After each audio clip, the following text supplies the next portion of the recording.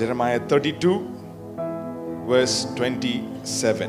இதோ நான் மாம்சமான யாவருக்கும் தேவனாகிய கர்த்தர், என்னாலே செய்யக்கூடாத அதிசயமான காரியம் ஒன்றுண்டோ.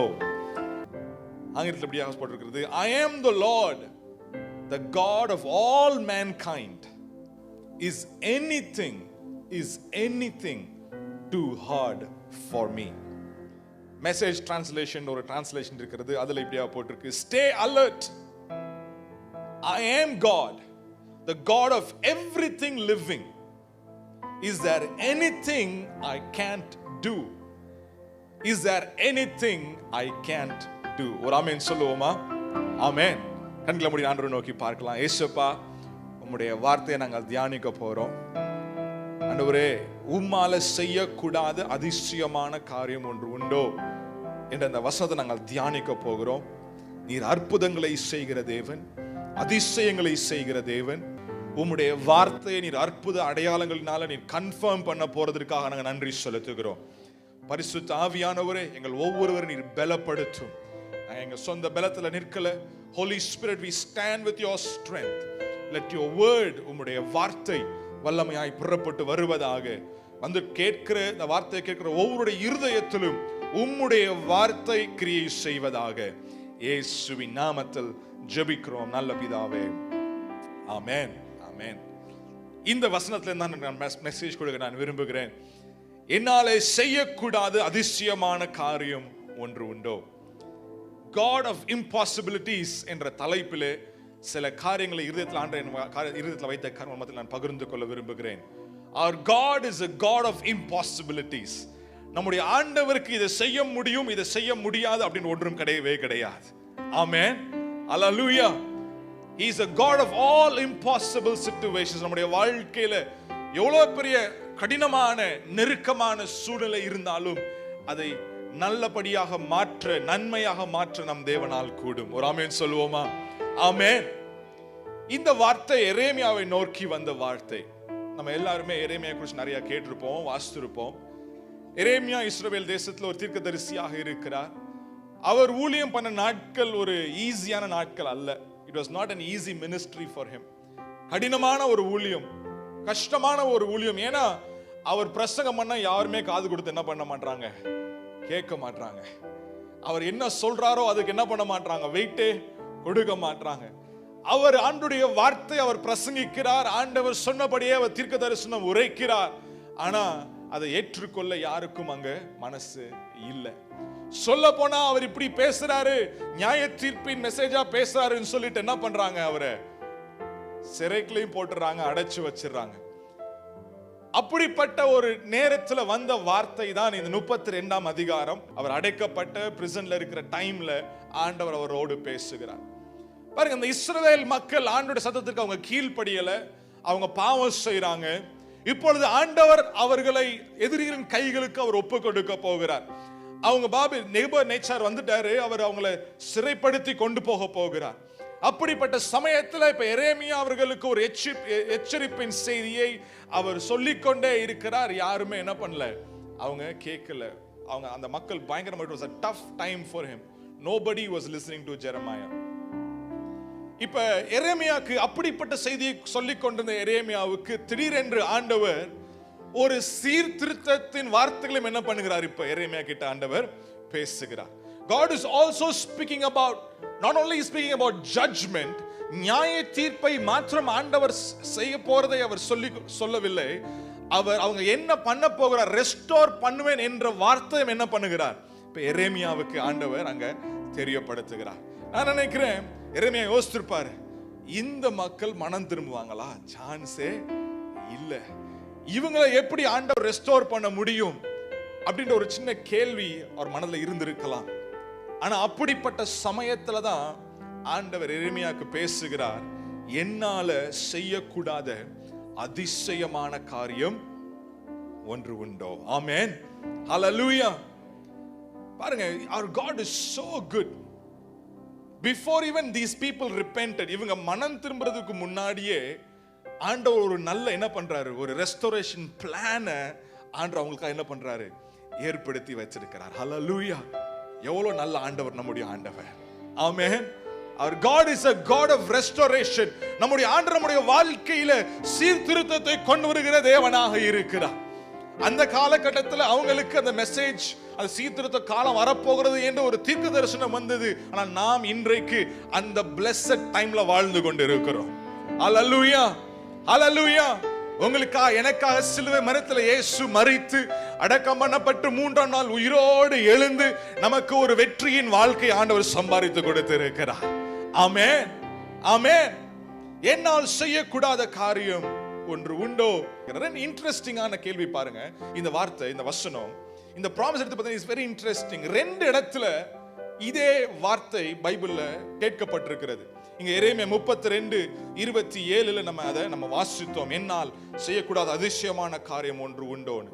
இதே மாதிரி ஆதியாகமத்திலையும், ஆதியாகமம் 18ஆம் அதிகாரத்திலையும் ஆண்டவர் இந்த கேள்வியை கேட்கிறார். பாருங்க, இது மனுஷன் ஆண்டவரை பார்த்து ஆண்டவரை உம்மால அதை செய்ய முடியுமா என்று கேட்கல. மனுஷன் ஆண்டவரை பார்த்தோ ஆண்டவரை பற்றியோ கேட்கிற கேள்வி அல்ல. ஆண்டவர் மனுஷனை பார்த்து என்ன பண்றாரு? சொல்றாரு, என்னால செய்ய முடியாத காரியம் ஒன்று இருக்கான்னு சொல்லுப்பா அப்படின்னு கேட்கிறார் லெவல்ல என்ன பண்றார் ஆண்டவர் இங்க கேட்கிறார்.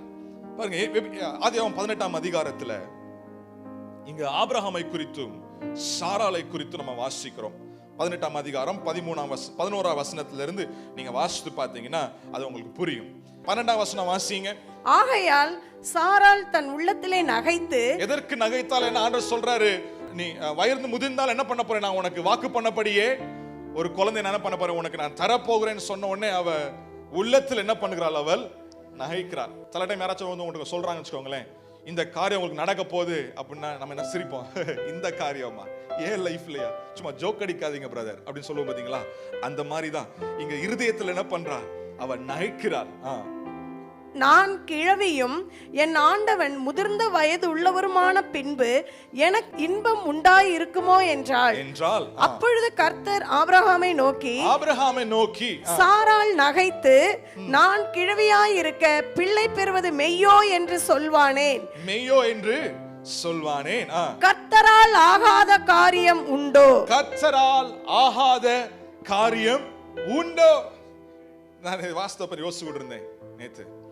சாரா அப்படி சொல்லுவான், பிள்ளைகளின் பிள்ளைகளை பார்க்க வேண்டிய காலத்துல பிள்ளையே இல்லாம எனக்கு பிள்ளை பிறக்குமா? பாருங்க, அப்படி ஒரு கேள்வி அவங்க மனசுல வந்திருக்கும். அந்த காலம்லாம் முடிஞ்சிருச்சுங்க, அந்த காலம்லாம் ஓவர், இட்ஸ் கான் அப்படின்ட்டு சொல்ற நிலைமையில அவங்க இருக்கிறாங்க. ஆனா ஆண்டவர் சொல்றாரு, கர்த்தரால் ஆகாத காரியம் உண்டோ? ஆமென். அருமையான தேவனுடைய பிள்ளைகளே, இந்த காலவேளை உங்களை பார்த்து நான் சொல்ல விரும்புகிறேன், நம் தேவனால் கூடாத காரியம் ஒன்றுமே கிடையாது. ஹல்லேலூயா. எப்படிப்பட்ட நெருக்கமான சூழ்நிலையோ, கைவிடப்பட்ட சூழ்நிலையோ, இந்த காரியம் மாறுதலாய் வரவே வராது, மனம் திரும்பவே மாட்டார்கள், நன்மை வரவே வராது என்று சொல்லுகிற சூழ்நிலையா இருந்தாலும் ஆண்டவர், நம்முடைய ஆண்டவர் சீர்திருத்தத்தை கொண்டு வருகிற ஆண்டவர், ரெஸ்டோர் பண்ணுகிற ஆண்டவர், அவரால் செய்யக்கூடாத காரியம் ஒன்றுமே கிடையாது. ஒரு ஆமென் சொல்லுவோமா? ஆமென். Is there anything too hard for the Lord? அவரால் செய்யக்கூடாத அதிசயமான காரியம் ஒன்றுமே இல்லை. ஒரு ஆமென் சொல்லுங்க. பாருங்க, நம்முடைய ஆண்டவர், he is an omniscient God, omnipresent God, omnipotent God. omniscient என்றால் சர்வ வியாபியாக அவர் இருக்கிறார். அப்படின்னா அவருக்கு எல்லாமே என்ன பண்ணும்? அவருக்கு தெரியும். அவருக்கு துவக்கத்திலேயே முடிவும் தெரியும். நான் சொல்ல எத்தனை பேருக்கு புரியுது? ஆமென். பாருங்க, இந்த வெளிப்பாடு நமக்குள்ள உழுக போகணும். Is an omniscient God. He knows everything. என் வாழ்க்கையில நடக்க போகிற, நடந்த காரியங்கள், நடந்து கொண்டிருக்கிற காரியங்கள் எல்லாவற்றையும் என்ன பண்ணுவார்? அவர் அறிவார். ஆமென். அவர் omniscient God-ஆ இருக்கிறார். அது மட்டுமல்ல, omnipotent God-ஆ இருக்கிறார். அவர் சர்வ வல்லமை உள்ள தேவனாக இருக்கிறார். அப்படி என்றால் அவரால் செய்யக்கூடாத காரியம் ஒன்றுமே கிடையாது. எல்லா வல்லமையும், எல்லா பலனும், எல்லா அதிகாரமும் அவருக்கு உண்டு. ஆமென். நீங்களும் நானும் ஏதோ கையினால செய்யப்பட்ட, உருவாக்கப்பட்ட ஒரு தெய்வத்தை நீங்களும் ஆராதிக்கவில்லை. நீங்களும் நானும் ஆராதிக்கிற தேவன் இன்றும் உயிரோடு இருக்கிறார். அவர் சர்வ வல்லமை உள்ள தேவனாக அவர் இருக்கிறார். நல்ல கரங்களை தட்டி ஆண்டவருக்கு நன்றி சொல்லுங்க. அவர் சர்வ வல்லமை உள்ள தேவன். There is nothing nothing he cannot do. அது மாத்திரமல்ல, he is omnipresent. அவர் எல்லா இடத்திலும் அவர் இருக்கிறார். ஒரு நாள் கூட நீங்களும் நானும் சொல்லக்கூடாது, கஷ்டம் வரும்பொழுது, நெருக்கம் வரும்பொழுது என்னை ஆண்டவர் மறந்துட்டாரு, என்னை ஆண்டவர் கைவிட்டாரு அப்படின்னு நீங்களும் நானும் ஒரு நாள் வாயை திறந்து சொல்லக்கூடாது. ஏனென்றால் நம்முடைய ஆண்டவர் எப்பொழுதும் நம்ம கூடவே அவர் இருக்கிறார். உயர்வோ தாழ்வோ, நீங்க மலையின் உச்சியில் இருக்கிறீங்களோ அல்லது இருளின் பள்ளத்தால நடக்கிறீங்களோ, அவருடைய கோலும் அவருடைய தடியும் உங்களை தேற்றுகிறதாக இருக்கிறது. ஹல்லேலூயா, ஹல்லேலூயா. So he is omniscient, he is omnipresent, he is omnipotent. There is nothing he cannot do. அவரால் எல்லாம் செய்யக்கூடும். இது அவரால் செய்ய முடியாது என்று ஒரு காரியத்தை என்ன பண்ண முடியாது, நம்ம செய்ய முடியவே முடியாது. ஒரு ஆமென் சொல்லுவோமா? லூக்கா 1ஆம் அதிகாரம் 37ஆம் வசனத்திலும் இதே ஒரு புதிய ஏற்பாட்டில் இந்த வசனங்க அதே மாதிரி ஒரு சின்ன வசனம் சொல்லப்பட்டிருக்கிறது. தேவனால் கூடாத காரியம் ஒன்றுமில்லை. கேப்ரியல் சொல்லுகிறாருங்க, தேவனால் கூடாத காரியம் ஒன்றும் இல்லை. இந்த சத்தியத்தை தான் நீங்க இந்த மாதம் முழுவதும் நீங்கள் பிடித்துக் கொள்ளுங்க. என் தேவனால் கூடாத காரியம் ஒன்றும் இல்லை. ஆமென், ஆமென். எல் சால்வடோர் என்ற ஒரு ஊர்ல, சவுத் அமெரிக்கால ஒரு ஊர் அது எல் சால்வடோர். அதுல ஒரு அமெரிக்கன் மிஷனரி ஊழியம் செய்து கொண்டிருந்தார். அவர் என்ன பண்ணுவாருன்னா, அமெரிக்கால போயிட்டு ஃபண்ட்ஸ் எல்லாம் ரைஸ் பண்ணி திங்ஸ் எல்லாம் எடுத்துட்டு அந்த எல் சால்வடோர்ல அந்த கிராமத்துக்குள்ள போயிட்டு, காட்டுக்குள்ள போயிட்டு அங்குள்ள மக்களுக்கு அவர் உதவி செய்வார். ஆர்ஃபனேஜஸ் வச்சிருந்தார், ஹோம்ஸ் வச்சிருந்தார், அங்க உதவி செய்வார். இதேபடியா ஒரு நாள் என்ன பண்றாரு, அவர் போயிட்டு எல்லா திங்ஸ் எல்லாம் கலெக்ட் பண்ணிட்டு, காசெல்லாம் கலெக்ட் பண்ணிட்டு எல் சால்வடோருக்கு வந்துட்டு அவர் கார்ல அந்த கிராமத்துக்கு போய் கொண்டிருக்கிறார். ஒரு பெரிய நல்ல அடர்ந்த காட்டு வழியாக கடந்து போக வேண்டும். அதுல கார்ல போயிட்டு இருக்காரு பாருங்க. கரெக்டா ஒரு முக்கியமான காட்டுக்குள்ள ஒரு பயங்கரமான இடத்துல அவருடைய கார்ல பெட்ரோல் காலியா போயிடுச்சு. சுத்தரவா பெட்ரோல் காலியா போயிடுச்சு. உடனே அவருக்குள்ள பயம் வந்துருச்சு. ஐயோ ஆண்டவரே, இங்கதான் நிறைய டெரரிஸ்ட் இருக்கிறாங்க, நிறைய ராபர்ஸ் இருக்கிறாங்க, நக்சலைட்ஸ் இருக்கிறாங்க. இந்த இடத்துல கார் மாட்டுச்சுன்னா அவங்க எல்லாத்தையும் திருடி கொண்டு போயிடுவாங்களே, ஒண்ணுமே இருக்காத கிராமத்துல கொடுக்கறதுக்கு நீங்க உதவி செய்யுங்கப்பா அப்படின்னு அவர் ஜோம் பண்ணாராம். கார்ல உட்காந்துட்டு அவர் ஜோம் பண்ணி கொண்டு இருக்கும் பொழுது ஆண்டவர் சொன்னாராம், உன்கிட்ட ஒரு கேன் இருக்குல்ல, ஒரு பெட்ரோல் கேன் இருக்குல்ல, அதை எடுத்துட்டு நீ கீழே அந்த ஆற்றுக்கு நீ போ அப்படின்னு சொன்னாராம். இவர் வேகமா ஆண்டவர் சொல்ற வார்த்தையை கேட்டுட்டு அந்த கேன் எடுத்துட்டு என்ன பண்ணாராம், நேரா அந்த ஆற்றுக்கு போயிட்டு அந்த கேனை தண்ணியில அந்த ஆற்றுல போய் தண்ணி என்ன பண்ணாராம், அந்த கேன்ல நிரப்பினாராம். நிரப்பிட்டு அவர் சொன்னாரா, ஆண்டவரே,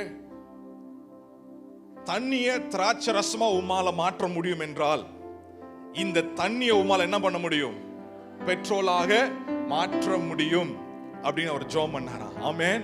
நீங்க யாரும் அப்படி ட்ரை பண்ணாதீங்க. அவருடைய சூழ்நிலை வேற, உங்களுடைய சூழ்நிலை வேற. ஓகே, அவர் ஜெபம் பண்ணாராம், உம்மால முடியும் ஆண்டவரே அப்படின்னு ஜெபம் பண்ணிட்டு அவர் போயிட்டு அவர் கார்ல தண்ணியை ஊத்திட்டு அவர் காரை ஸ்டார்ட் பண்ணார் பாருங்க. அந்த கார் சூப்பரா ஸ்டார்ட் ஆச்சு. அல்லேலூயா. கர்த்தருக்கு ஆண்டவருக்கு நன்றி சொல்லுங்க. இது உண்மை சம்பவம். ஆமென். I don't recommend you to try. காருக்குள்ள தண்ணியை ஊத்திட்டு பாஸ்டர் காரை ஸ்டார்ட் பண்ண மாட்டேன்னு சொன்னீங்கன்னா அது ஏன் பிரச்சனை கிடையாது. பாருங்க, நம் தேவனால் எல்லாம் செய்ய முடியும். ஒரு கடினமான சூழ்நிலை, ஒரு அப்படிப்பட்ட சூழ்நிலை இருக்கும் பொழுது இதை ஆண்டவர் செய்வார், இதை ஆண்டவர் செய்ய மாட்டார் என்று நம்ம ஒரு நாளும் என்ன பண்ண முடியாது, சொல்ல முடியாது. அவர் தண்ணீரை திராட்சை ரசமாக மாற்றுவார். அல்லேலூயா. உங்கள் மாறாவை மதுரமாக அவரால் மாற்றுவார். அவரால் எல்லாம் செய்யக்கூடும். ஒரு ஆமென் சொல்லுங்க பார்க்கலாம். ஆமென். With my God, with your God, நீங்கள் ஆராதிக்கிற தேவனால் எல்லா காரியங்களையும் செய்ய முடியும். There is no thing called impossible in God's life, in your life. Amen. Hallelujah. சரி, வேகமாக 4 காரியங்களை நான் உங்களுக்கு சொல்ல விரும்புகிறேன். 4 காரியங்கள் ஆண்டவரால் செய்ய கூடும் என்ற 4 காரியங்கள். These are it's not hard for God to do these things in your life. 4 காரியங்கள். Number 1 thing எழுதிக் கொள்ளுங்கள். It is not hard for God to fulfill his purpose in your life. உங்களுடைய வாழ்க்கையில கர்த்தருடைய திட்டத்தை, நோக்கத்தை, வாக்குத்தத்தத்தை நிறைவேற்றுவது அவருக்கு லேசான காரியம். ஆமென். எத்தனை பேர் விசுவாசிக்கிறீங்க? அல்லேலூயா. 32ஆம் அதிகாரத்துல 22ஆம் வசனம் வாசிங்க. அவர்களுடைய பிதாக்களுக்கு நீர் கொடுப்பேன் என்று ஆணையிட்ட பாலும் தேனும் ஓடிய தேசமாயிருக்கிற இந்த தேசத்தை அவர்களுக்கு கொடுத்தீர். ஆமென். நீர் கொடுப்பேன் என்று ஆணையிட்ட அந்த தேசத்தை அவர்களுக்கு கொடுத்தீர். அவர் கொடுப்பேன் என்று என்ன ஆணையிட்டிருக்கிறாரோ, அவர் கொடுப்பேன் என்று என்ன உங்க வாழ்க்கையில வாக்கு பண்ணி இருக்கிறாரோ, அதை நிச்சயமாக உங்க வாழ்க்கையில அவர் கொடுப்பார். ஹல்லேலூயா, ஹல்லேலூயா. ஒரு நாளுக்குள்ள நீங்க டவுட் பண்ணாதீங்க.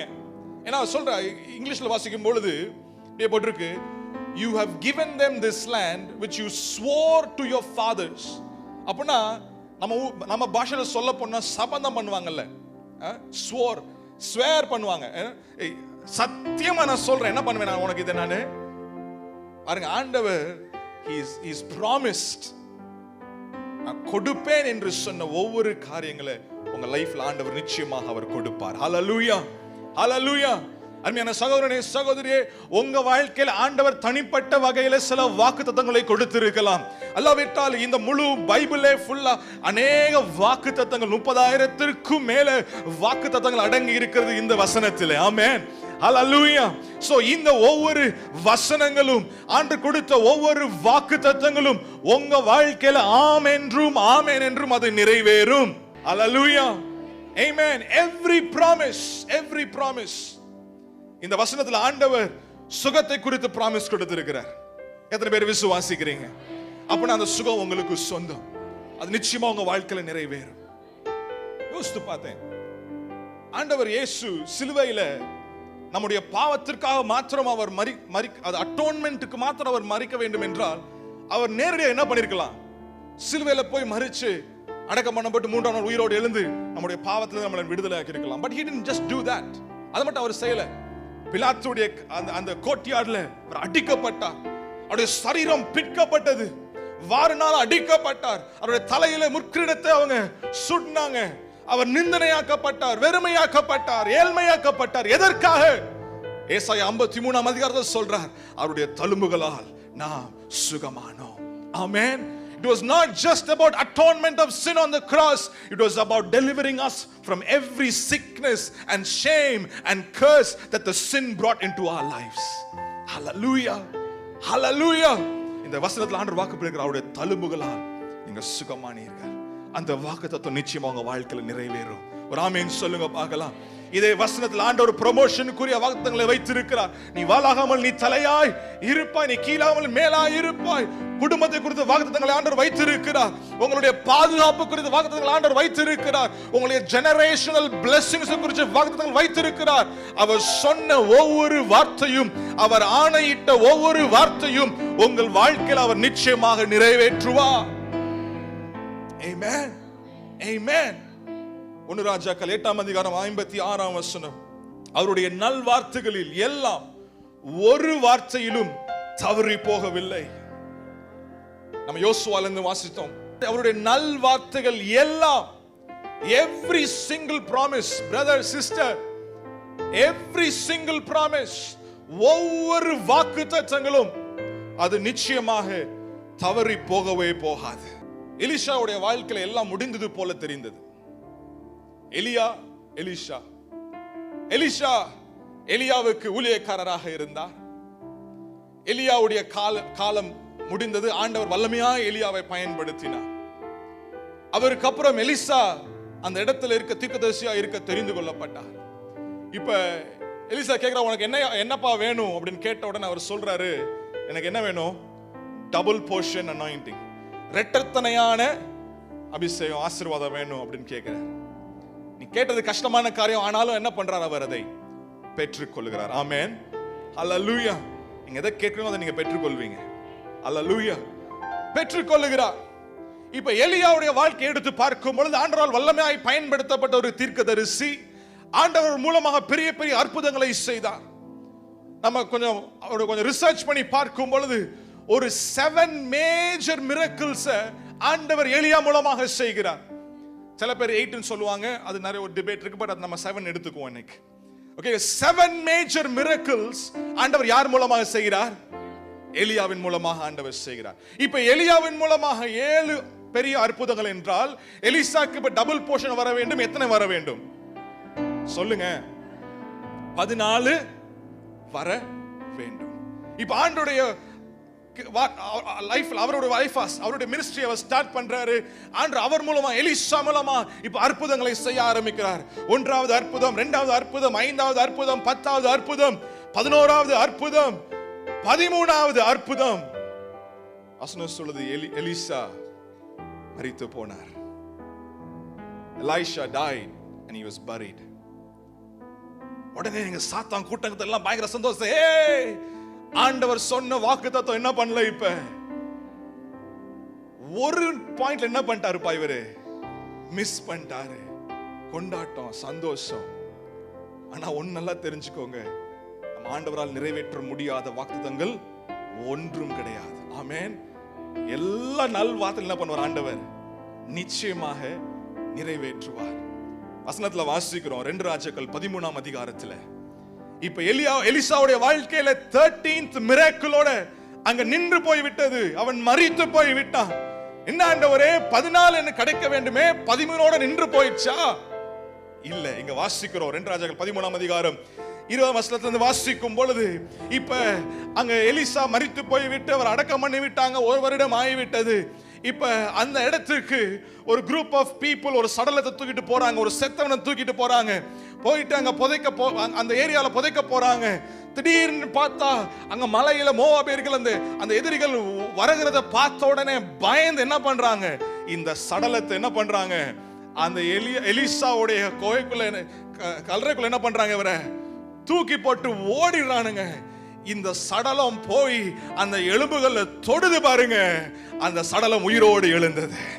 ஆமென், ஆமென். இப்ப மிராக்கிள் நம்பர் 14. ஆண்டவர் சொன்ன ஒரு வார்த்தை கூட கீழே விழவே விழாது. ஹல்லேலூயா. என் வாழ்க்கையில இவ்வளவு சொன்னாரு, இவ்வளவு மட்டும் தான் நடந்திருக்கு, இதோட நின்று விட்டதா? நிச்சயமாக அது நிறைவேறும். ஆண்டவர் சொல்லி இருந்தா சொன்னதுதான். ஹல்லேலூயா, ஹல்லேலூயா. மரித்து போன எலிசாவுடைய எலும்புகள் மூலமாக என்ன பண்ணுதாங்க? அற்புதம் நடந்தது. ஆமென். ஆண்டவர் உங்க வாழ்க்கையில ஒரு காரியத்தை சொல்லிட்டாருன்னா, எப்படிப்பட்ட சூழ்நிலையா இருந்தாலும் சரி, அது நிச்சயமாக நிச்சயமாக அவர் கொடுத்த தரிசனங்கள், அவர் கொடுத்த வாக்குத்தத்தங்கள் உங்க ஒவ்வொருடைய லைஃப்ல, உங்க பிள்ளைங்க லைஃப்ல அது நிறைவேறும். ஹல்லேலூயா. இப்ப பார்க்கிறதுக்கு ஆண்டவர் என் பிள்ளைகளை குறித்து நல்ல காரியங்களை சொல்லியிருக்கிறாரு. ஆனா இப்ப பார்க்க அது ஒண்ணுமே தெரியலையே, அப்படி தெரியலையே. நிச்சயமாக நிறைவேறும். நீங்க சோர்ந்து போகாதீங்க. ஒரு ஆமென் சொல்லுங்க பார்க்கலாம். ஆமென். ஒவ்வொரு வாக்குத்தத்தங்களும் உங்க லைஃப்ல நிறைவேறும். ஆதியாகமம் 21ஆம் அதிகாரத்தை எடுத்துக்கொள்ளுங்க. நம்ம 18ஆம் அதிகாரத்துல பார்த்தோம் எப்படி சாராள் அந்த வார்த்தையை கேட்ட உடனே என் லைஃப்லயா அற்புதமா என்று தனக்குள்ளே அவள் நகைத்தாள். ஆண்டவர் சொன்னாரு, என்னால கூடாத காரியம் ஒண்ணும் இல்லப்பா அப்படின்ட்டு ஆண்டவர் வாக்கு பண்ணாரு. இப்ப அந்த காரியத்தை எப்படி ஃபுல்ஃபில் பண்றாதுன்னு பாருங்க. 21ஆம் அதிகாரம் 1ஆம் வசனம் எப்படியாவது சொல்கிறது, கர்த்தர் தாம் சொல்லி இருந்தபடி. எனக்கு ரொம்ப பிடிச்ச வார்த்தை. கர்த்தர் தாம் சொல்லி இருந்தபடி. அவர் என்ன சொல்றாரு ரொம்ப ரொம்ப முக்கியம். அதை மட்டும் நீங்க பிடிச்சீங்கன்னு சொல்லுங்களேன், நீங்க உங்க வாழ்க்கையில சோர்ந்து போகவே மாட்டீங்க. கர்த்தர் தாம் சொல்லி இருந்தபடி சாராள் பேர் என்ன பண்ணாராம்? அவர் கடாட்சியமானார். எனக்கு ரொம்ப பிடிக்கும். அடுத்தது, கர்த்தர் தாம் உரைத்தபடியே சாராளுக்கு செய்தருளினார். Wow, what a good God we serve. அவர் சொல்லி இருந்தபடி, அவர் உரைத்தபடி, அவர் ஆணையிட்டபடி, அவர் வாக்கு பண்ணபடி உங்க ஒவ்வொருடைய லைஃப்ல அவர் செய்ய அவர் உண்மை உள்ளவராக இருக்கிறார். ஆமென். உங்க லைஃப்லயும் சரி, உங்க பிள்ளைகள் லைஃப்லயும் சரி, உங்க பிசினஸ்லயும் சரி, உங்க கையின் பிரயாசங்களிலும் சரி, ஆமென், உங்க சமுதாயத்திலும் சரி, நம்முடைய சபையிலும் சரி, ஆண்டவர் என்ன சொல்லி இருக்கிறாரோ அதை நிச்சயமாக நிறைவேற்றி முடிப்பார். There is no promise too hard for God to fulfill. கர்த்தரால் நிறைவேற்ற முடியாத ஒரு வாக்குத்தத்தங்கள் கூட கிடையாது. ஒரு ஆமென் சொல்லுங்க பார்க்கலாம். ஆமென். இரண்டாவது காரியம், கர்த்தரால் நிறைவேற்ற முடியாத ஒரு ஜெபங்களும் கிடையாது. There is no prayer too hard for God to answer in your life. No prayer too hard for God to answer in your life. எரேமியா 33 அதிகாரம் 3 வசனம். சில மாதங்களுக்கு முன்பதாக ஆகஸ்ட் மாசத்துல அன்று இந்த வார்த்தை நம் சபைக்கு வாக்குத்தத்தமாக கொடுத்தார். எரேமியா 33:3, என்னை நோக்கி கூப்பிடு, அப்பொழுது நான் உனக்கு உத்தரவு கொடுத்து நீ அறியாதும் நீ எட்டாதுமான பெரிய காரியங்களை உனக்கு அறிவிப்பேன். அவரை நோக்கி கூப்பிடும் பொழுது, அவரை நோக்கி நீங்க கூப்பிடும் பொழுது அவர் ஆன்சர் செய்வதற்கு அவர் உண்மையுள்ள தேவனாக இருக்கிறார். ஆமென். யோவான் 14 அதிகாரம் 13 வசனம், நீங்கள் என் நாமத்திலே எதை கேட்கிறீர்களோ குமாரனில் பிதா மகிமைப்படும்படியாக அதை செய்வேன். Amen. Whatever you ask in my name, whatever you ask in my name. ஆண்டவருடைய பிள்ளைங்க, ஆண்டவரை நேசிக்கிற பிள்ளைங்க, வார்த்தையின்படி வாழுகிற பிள்ளைகள், ஆவியினால் வழிநடத்தப்படுகிற பிள்ளைகள், அவங்க கேட்கிற திங் ரைட்டான திங்கா தான் இருக்கும். ஆமென். ஹல்லேலூயா. சில டைம் whatever அப்பனா எது வேணாலும் நான் கேட்கலாமா? ஆவியில் நடத்தப்படுறவங்க கண்டிப்பா ஆவியின் காரியங்கள் என்ன பண்ணுவாங்க அவங்க. That will be the priority in their life. அதுக்குன்னு உலகப்படம் கேட்க கூடாது, ஆண்டவர்கிட்ட கேட்கலாம். There is nothing wrong. Amen. Whatever you ask, நீங்க அவர் சித்தப்படி எதை கேட்கிறீங்களோ நிச்சயமா என்ன பண்ணுவீங்க, நீங்க நாமத்தை எதை கேட்கிறீங்களோ அதை நீங்க பெற்றுக்கொள்வீர்கள். Hallelujah. There is no prayer too hard for God to answer. ஒரு மிஷனரி பர்மா தேசத்துல இருந்தார். அவர் பேரு அடோரியன் ஜட்சன் என்ற ஒரு பெயர். American missionary. 40 ஆண்டுகள் போல அவர் அவங்க பர்மா தேசத்துல அவர் ஊழியம் செய்தார். அவர் ஊழியம் செய்த முதல் 6 ஆண்டுகள் பாத்தீங்கன்னா பயங்கரமான கடினமான, எரேமியா போலவே யாருமே என்ன பண்ணல, கேட்கல. ஆனாலும் அவர் விடல. அவர் தொடர்ந்து பிரசங்கத்தை செய்து கொண்டிருந்தார், தொடர்ந்து சாட்சியை சொல்லிக் கொண்டிருந்தார். இந்த தேசத்திற்காக முழங்கால் போட்டு அவர் ஜெபித்தார், மன்றாடினார், உபவாசித்து ஜெபித்தார். 1 வருடம், 2 வருடம், 3 வருடம், 6 வருடங்கள் தொடர்ச்சியாக விட்டு விடாமல் ஜெபம் பண்ணார். இதை பார்த்த ஒரு நண்பர் சொன்னார், என்னப்பா நீனும் பிரசங்கம் பண்றது விட மாட்டீங்கிற, நீனும் ஜெபம் பண்றது என்ன பண்ண மாட்டீங்கிற, நீனு விட மாட்டீங்கிற. அவங்களும் மனம் மாறின மாதிரியும் யாரும் என்ன பண்ணல, தெரியல அப்படின்ட்டு அவர் ரொம்ப ரொம்ப நெகட்டிவா, ரொம்ப சோர்வா அவருடைய நண்பர் அவர் பேசிவிட்டார். அதற்கு பதிலாக இந்த மிஷனரி ஜட்சன் சொன்ன காரியம் இதுதான். Let me read it for you. நான் வாசிக்கிறேன். Because God keeps his promises and answers prayer, his word will never return back void. நம்முடைய ஆண்டவர் வாக்குத்தத்தங்களை நிறைவேற்றுகிற தேவன், ஜெபத்திற்கு பதில் கொடுக்கிற தேவன். அவருடைய வார்த்தை ஒரு நாளும் விருதாவாக திரும்பி வரவே வராது. ஆமென். பாருங்க, ஒரு நெகட்டிவ் சிச்சுவேஷன், ஒரு ஃப்ரெண்ட் அவங்க நல்லது சொல்ற போலதான் இருக்கும், ஆனா ஒரு நெகட்டிவா வந்தாலும் இவர் சொன்ன வார்த்தையில் எப்படி இருந்துச்சு, அவருடைய வார்த்தையை வச்சு பாசிட்டிவா அவர் பேசினாரு.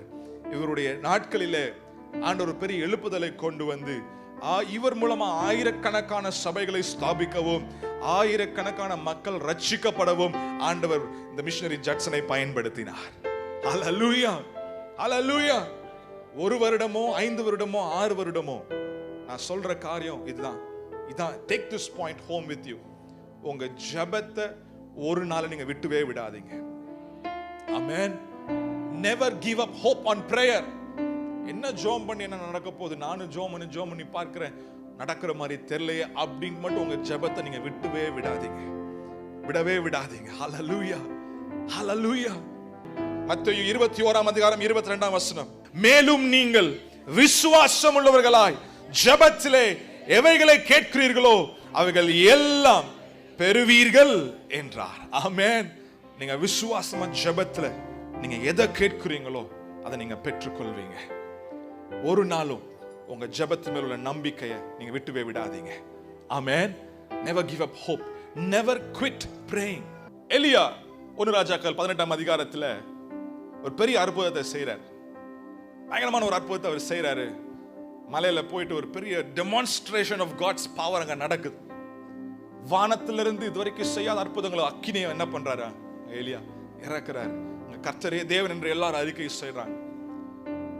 இப்ப அடுத்து ஒரு காரியம் நடக்க வேண்டும். என்ன நடக்க வேண்டும் என்றால் மழை வர வேண்டும். 18ஆம் அதிகாரத்துல 41வது வசனத்துல எலியா ஆகாபை பார்த்து சொல்லுகிறார், நான் பெரும் மலையின் இரைச்சல் சத்தத்தை என்ன பண்ணுகிறேன், நான் கேட்கிறேன். நல்லா கவனிங்க, அவர் இன்னும் மலையை பார்க்கல, இன்னும் மலைக்காக இன்னும் ஜோமனவும் என்ன பண்ணல, அவரு ஆரம்பிக்கல. ஆனா அவர் விசுவாசமா சொல்ற ஆகாப்ட, நான் பெருமலையின் இரைச்சலின் சத்தத்தை கேட்கிறேன். ஒரு விசுவாசம் உள்ள மனுஷன் பார்க்கிறதுக்கு முன்னாடியே அவன் கேட்பான். ஆமென். Because you have the spirit of the Lord on the inside of you. Amen. Hallelujah. நம்ம எல்லாம் பார்த்து பார்த்து பேசணும்னு அவசியம் இல்லை. ஏமே நாம் விசுவாசமாய் பேசுகிற மக்கள். Hallelujah. பாருங்க, பெருமலை இரைச்சல் சத்தத்தை நான் கேட்கிறேன் என்று சொல்றாரு. ஆகாபே நீ கிளம்பி சீக்கிரம் போ அப்படின்னு சொல்றாப்ல. அடுத்து எலியா மலை மேல போயிட்டு அவர் ஜெபம் பண்ண ஆரம்பிக்கிறார். தன்னுடைய ஊழியக்காரர் சொல்றார், அப்பா நீ போய் பாரு, கடல் நோக்கி பாரு, இந்த மலை வர மாதிரி இருக்குதா. அவன் போறான். போய் பார்த்து பார்த்து பார்த்து வாழ்ந்தீங்கன்னா எப்படி தெரியுமா இருக்கும், ஒன்றுமில்லை. அந்த வசனத்தை அப்படியே வைங்க, ஒன்றுமில்லை. ஃபர்ஸ்ட் டைம் போறா பார்க்கிறா, ஒன்றுமில்லை. செகண்ட் டைம் போறா பார்க்கிறா, தேர்ட் டைம் போறா பார்க்கிறா, ஃபிஃப்த் டைம் போறா பார்க்கிறா, ஒன்றுமில்லை. சில டைம் நம்ம ஜெபம் பண்ணும்போது இப்படிதான் இருக்கும், ஆண்டவரே இந்த காரியத்தை செய்யுங்கப்பா. ஃபர்ஸ்ட் டைம் ஜெபம் பண்ணுவோம், எப்படி இருக்கும், ஒன்றுமில்லை. நிறைய பேர் ஆண்டவர் என்ன ஆண்டவரே ஜெபத்தை கேட்கவே மாட்டேங்கிறீங்க.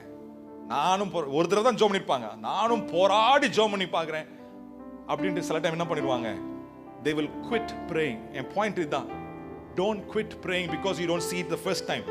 நீங்கள் முதல் முறை ஜெபம் பண்ணி நடக்காட்டி நீங்க என்ன பண்ணிடாதீங்க, சோர்ந்து போகாதீங்க. பாருங்க, மறுபடியும் மறுபடியும் மறுபடியும் போறான் 7 முறை. 7வது முறை சொல்றான், ஒரு கையளவு மேகம்.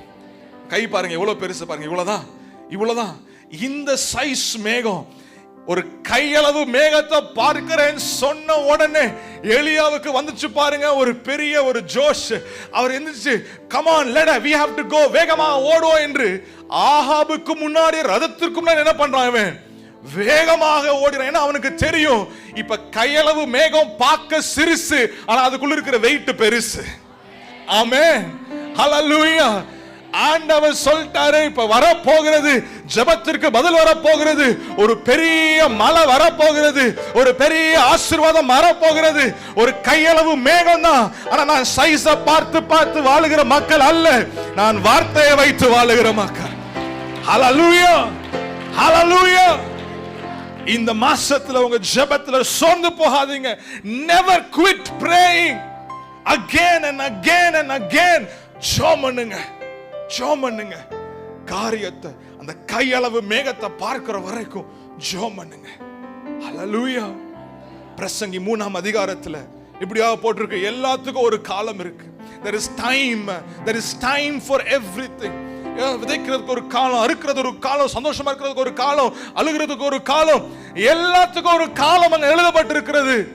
ஆனா ஒன்று காரியத்துக்கு ஒரு காலம் அங்க எழுதப்படவில்லை. ஒரு காரியத்துக்கு காலம் எழுதப்படலை. என்ன தெரியுமா? There is no time to quit.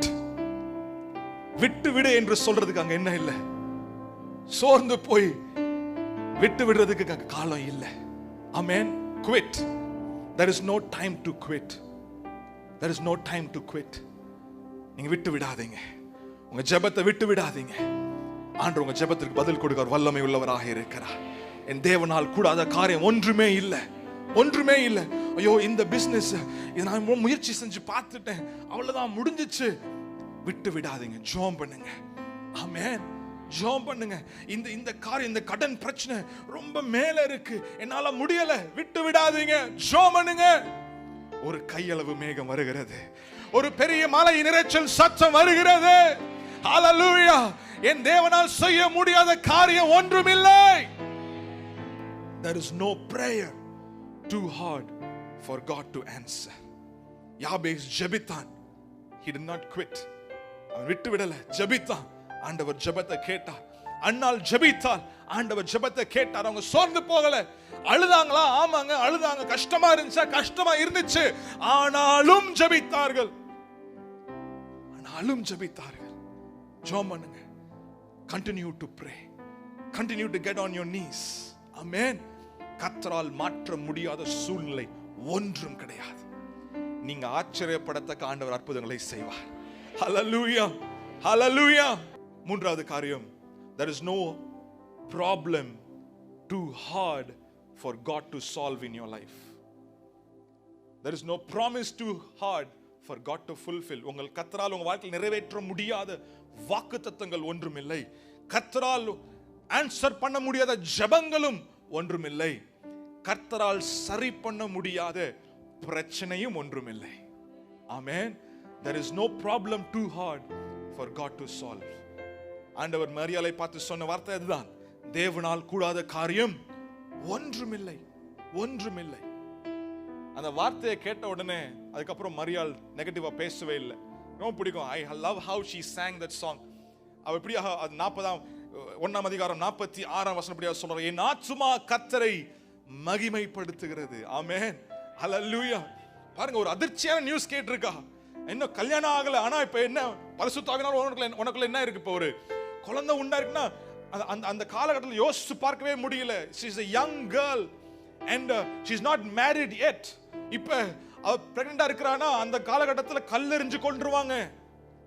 பயங்கரமான ஒரு பாவமா கன்சிடர் பண்ணுவாங்க. ஆனா ஆண்டவரிடத்துல இருந்து வார்த்தை வந்து பெற்ற உடனே இவ எதற்குமே என்ன பண்ணல, பயப்படல. பிரச்சனையா ஆண்டவர் பார்த்து கொள்ளுவார். ஹல்லேலூயா.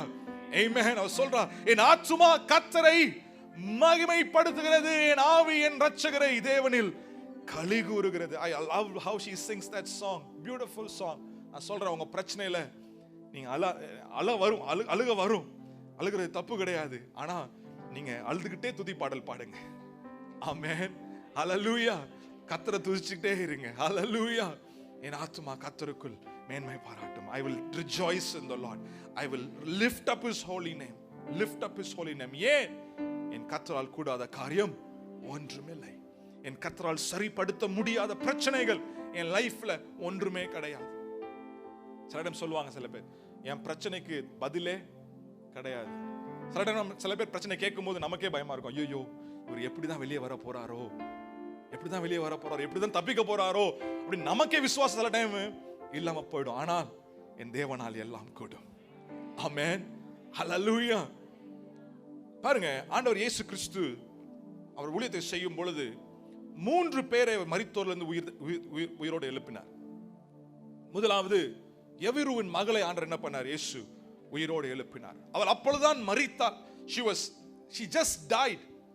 மரித்தாங்க. அங்க பெட்ல படுக்க போட்டுருக்காங்க, எல்லாரும் சுத்தி அழுதுட்டு இருக்காங்க. அப்பதான் மரித்தாள். she just died and Jesus brought her back to life. இன்னொரு மனிதனை ஆண்டவர் உயிரோடு எழுப்பினார், அந்த விதவையின் மகன். பாருங்க, அவன் மரித்து சில மணி நேரங்கள் ஆகிறது. அவனை கிரேவ் க்ளோத்ஸ் அப்ப அடக்கம் பண்ற ஆடையெல்லாம் போட்டு அவனை பாடையில வச்சு என்ன பண்ணிட்டாங்க, இப்ப கல்லறைக்கு அவங்க கொண்டு போய் கொண்டிருக்கிறார்கள். அந்த ப்ரோக்ரஷனை பாருங்க. மூன்றாவது இன்னொரு நபரை ஆண்டவர் உயிரோடு எழுப்புகிறார். யாரை எழுப்புகிறார்? லாசருவை எழுப்புகிறார். இவன் மரித்து நாட்கள் ஆயிடுச்சு, உள்ள வச்சு 4 நாள் ஆகுது. இப்ப அவன் உடம்பு எப்படி ஆச்சு? அழுகி போகிற நிலைமை, நார்ற நிலைமை வந்துருச்சு. ஆனா இந்த 3 பேரையும் ஆண்டவர் என்ன பண்றாரு? லெகுவாக என்ன பண்றாரு? அவர் உயிரோடு எழுப்பினார். ஆமென். இந்த 3 பிரச்சனையையும் ஆண்டவர் ஈஸியா சால்வ் பண்றார். உங்க வாழ்க்கையில உங்க பிரச்சனை இப்பதான் ஸ்டார்ட் ஆயிருக்கலாம் எவரு மகளை போல, ஆனா அதை ஆண்டவர் மாற்ற முடியும். ஆமென். உங்க பிரச்சனை ஆரம்பிச்சு சில நாட்களா ஓடிக்கொண்டிருக்கலாம். ஆமென். அதையும் மாற்ற முடியும். இல்லாட்டி உங்க பிரச்சனை இது ஹோப்லெஸ் சிச்சுவேஷன், நாரி போயிடுச்சு, இனிமேல் இதுக்கு திருப்பமே இல்ல அப்படி நீங்க கை கழுவி விட்டுருப்பீங்கல்ல, அந்த பிரச்சனையும் ஆண்டவர் சரிப்படுத்த அவர் வல்லமை உள்ளவராக இருக்கிறார். ஹல்லேலூயா. ஹல்லேலூயா. என் தேவனால் கூடாத காரியம் ஒன்றுமில்லை. என்னங்க பெரிய பிரச்சனை உங்க லைஃப்ல, அது எவ்வளவு பெருசா இருக்கட்டும், நம்ம ஆண்டவர் அதை பார்க்கலும் பெரியவராக இருக்கிறார். ஆமென். உங்க லைஃப்ல அதை மாற்ற அவர் வல்லமை உள்ளவராக இருக்கிறார். ஆமென் சொல்லுங்க பாருங்க. ஆமென். இந்த வசனத்தை நான் கேட்டேன், எனக்கு ரொம்ப என்கரேஜிங்கா இருந்துச்சு. ஆமோஸ் 3 அதிகாரம் 12 வசனம். It's a beautiful verse. உங்க பிரச்சனை எவ்வளவு பெருசா இருந்தா நீங்க பயப்படாதீங்க. நான் உங்களுக்கு ஒரு நல்ல மேய்ப்பர் இருக்கிறார். ஆமென். ஆமோஸ் 3:12 ஒரு சிங்கம் ஒரு ஆட்டுக்குட்டியை பிடிச்சிருச்சு. ஆட்டுக்குட்டியை பிடிச்சு அது சின்ன பின்னம் ஆக்கிருச்சு. இப்ப என்ன மிச்சம் இருக்கு தெரியுமா? 2 காலும் ஒரு காதும் மிச்சம் இருக்குது. நீங்க ஒரு மேய்ப்பனா இருந்தீங்கன்னா, ஒரு சிங்கம் ஒரு ஆட்டை பிடிச்சிச்சுன்னா நீ சொல்வீங்க அது காலி பண்ணிருச்சுன்னா, எப்பா அந்த ஒரு ஆட்டு தானே போயிட்டு போகட்டும், நான் மிச்சத்தை என்ன பண்ணிக்கிறேன், நான் வச்சுக்கிறேன், என்னோட வாழ்க்கை நான் பாதுகாத்துக்கிறேன் அப்படின்னு என்ன பண்ணிப்போம், நம்ம போயிட்டுப்போம். ஆனா இந்த மேய்ப்பன் அப்படி செய்யவில்லை. பாருங்க, சிங்கத்தின் வாயிலிருந்து பிடுங்கி பாருங்க, எந்த மேய்ப்பனுங்க ஒரு காது, ஒரு துண்டு காது, 2 கால் மட்டும் தான் கிடக்கு, அதை போய் என்ன பண்ணணும், மீட்புனா என்ன பிரயோஜனம்? there is benefit. ஆமென். பாருங்க, இந்த மேய்ப்பன் போய் அதை என்ன பண்ணுகிறார், தப்பு வைக்கிறார். ஆனா சொல்லப்பா, நான் உன்னை தப்பு வைப்பேன், உன்னை எதிரி உன்னை சின்ன பின்னமா ஆக்கி போட்டிருக்கலாம், இப்போ உனக்கு மிஞ்சிறது 2 காலும் ஒரு காதும் தான் இருக்குதா, நீ கவலைப்படாத, நான் உன்னை மீட்பேன். ஆமென். நான் யோசித்து பார்த்தேன், காது கர்த்தருடைய வார்த்தையை கேட்க கேட்க விசுவாசம் வரும், காலு அந்த வார்த்தையில நிற்க நிற்க பலன் வரும். சோ எவ்வளோ பெரிய பிரச்சனை இருந்தாலும், சிங்கம் என்னை எவ்வளவோ கடிச்சாலும், எனக்கு காது இருக்குது, கால் இருக்குது, வார்த்தை இருக்குது, பலன் இருக்குது. அந்த வார்த்தையை கேட்க கேட்க கேட்க என்னுடைய தேவனால் கூடாத காரியம் ஒன்றுமே இல்லை. அவர் என்ன பலப்படுத்துவா, நான் நிற்பேன், நான் பலப்படுவேன், நான் முன்னேறி செல்வேன், நான் ஜெயம் கொள்ளுவேன், நான் இருப்பேன். எவ்வளவு பெரிய பிரச்சனையா இருந்தாலும் என்னுடைய நல்ல மேய்ப்பன் என்னை அவர் தேடி வருவார், என்னை மீட்பார். ஹல்லேலூயா. எந்த சிங்கமும் உங்களை அகற்றி போட முடியாது. ஆமென். There is no problem too hard for God to solve in your life. குடும்பத்துல பெரிய பிரச்சனையா, சொத்து பிரச்சனை, எதுவா இருந்தாலும் சரி, நீங்க விசுவாசிங்க, ஆண்டவர் சமாதானத்தை கொடுப்பார், கொண்டு வர உதவி செய்வார். ஹல்லேலூயா. அவருடைய வார்த்தை, அவருடைய பிரசன்னம் உங்களுக்கு பலனா இருக்கும். ஆமென். கடைசியா ஒரே ஒரு point, there is no person too hard for God to save. ரட்சிக்கப்பட முடியாத ஒரு கடினமான நபர் யாருமே கிடையாது. யாரா இருந்தாலும் சரி, தேவன் அவங்களை ரட்சிக்க வல்லமை உள்ளவராக இருக்கிறார். நீங்க ஜெபம் பண்ணுங்க, எலியாவை போல விடாம நீங்க ஜெபம் பண்ணுங்க. ஒரு நபர் உங்க குடும்பத்தில் ரட்சிக்கப்படாம இருக்கிறாங்களா, அது உங்க ஹஸ்பண்டா இருக்கலாம், உங்க ஒய்ஃபா இருக்கலாம், அல்லது உங்க பிள்ளைகளாக இருக்கலாம், உங்க சொந்தக்காரர்களா இருக்கலாம், உங்க இன்லாஸா இருக்கலாம், whoever they are, யாரவனா இருக்கலாம். அவங்களுக்காக நீங்க என்ன பண்ணுங்க, நீங்க ஜெபம் பண்ணுங்க, ஜெபம் பண்ணுங்க, இடைவிடாமல் ஜெபம் பண்ணுங்க. ஆண்டவர் நிச்சயமா அவங்களை தொடுவார். ஹல்லேலூயா. சவுல் ஆண்டவருக்கு விரோதமா, சபைக்கு விரோதமா பயங்கரமா காரியம் செய்து கொண்டிருந்தான். ஆனா ஒரு இமைப்பொழுது என்ன பண்ணார், ஆண்டவர் அவனுடைய இருதயத்தை மாற்றினார். ஆண்டவரால் முடியும், ஆண்டவரால் கூடாத காரியம் ஒன்றுமே இல்லை. ஆமென்.